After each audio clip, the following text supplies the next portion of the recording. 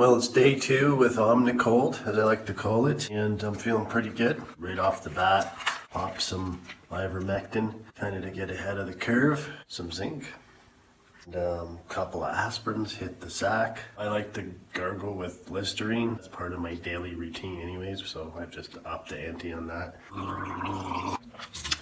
So it's basically a flu, I think a great survey would be, does this flu feel worse than the worst flu you've ever had? For me, the answer would be emphatically no. Also, does a flu, something that feels, looks, smells, tastes, or doesn't taste exactly like a flu, call for the removal of healthcare workers, thousands of them, from a healthcare system that's already crying about shortages? Does it involve sticking masks on children that the CDC and the Sick Kids Hospital have said is a very bad idea? Does it involve limiting people's travel? Does it involve removing the freedom of speech? And is it necessary to restrict people's association with friends and family during a time when support is needed most? Is it a time to close down churches and throw pastors into jail who are trying to run soup kitchens? Is it a time to exacerbate problems that didn't previously exist in our society, like food shortages and transportation issues, because we want to coerce people into taking a shot to protect them from something that feels, looks, smells, doesn't taste like a flu? I don't know.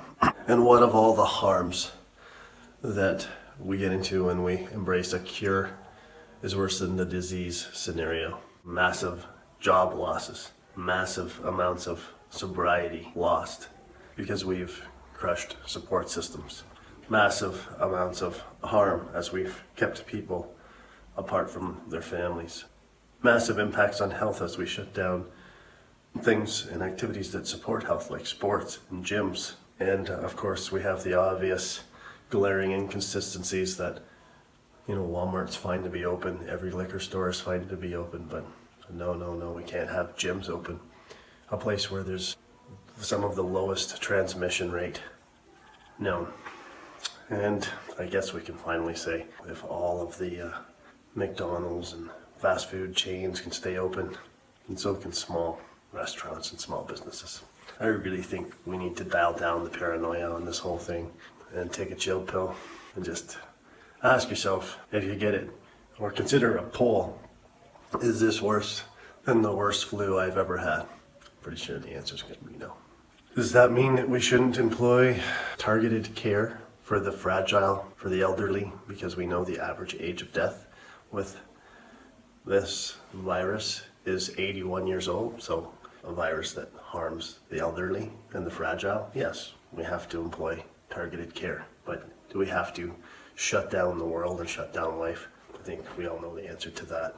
We need to start talking about it, and we need to start talking about the segregation issues that are arising from the attitudes that people who choose one path to health choose over another are no better or no worse.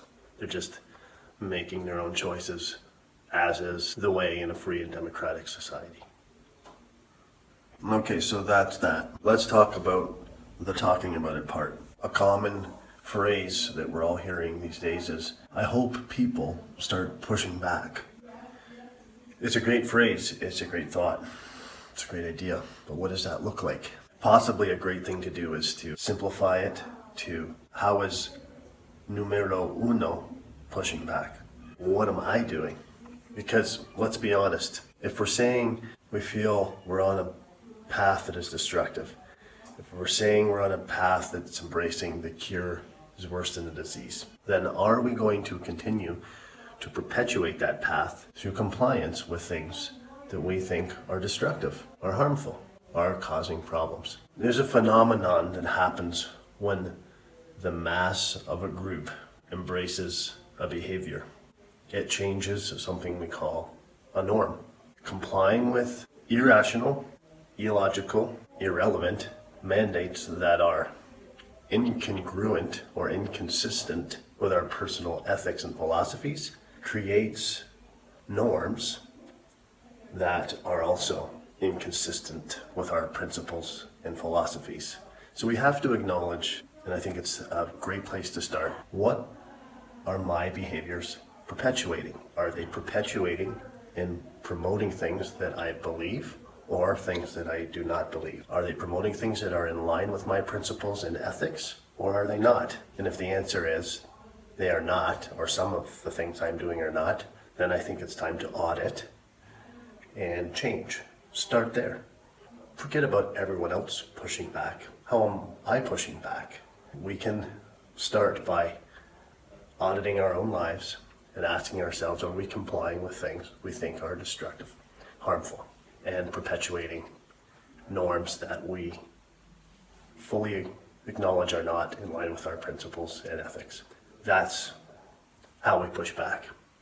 We stop doing things we think are wrong. Because to be quite honest, irrelevant of what happens in the world, the only answer that matters is the answer to a simple question. What am I prepared to do? Think about it.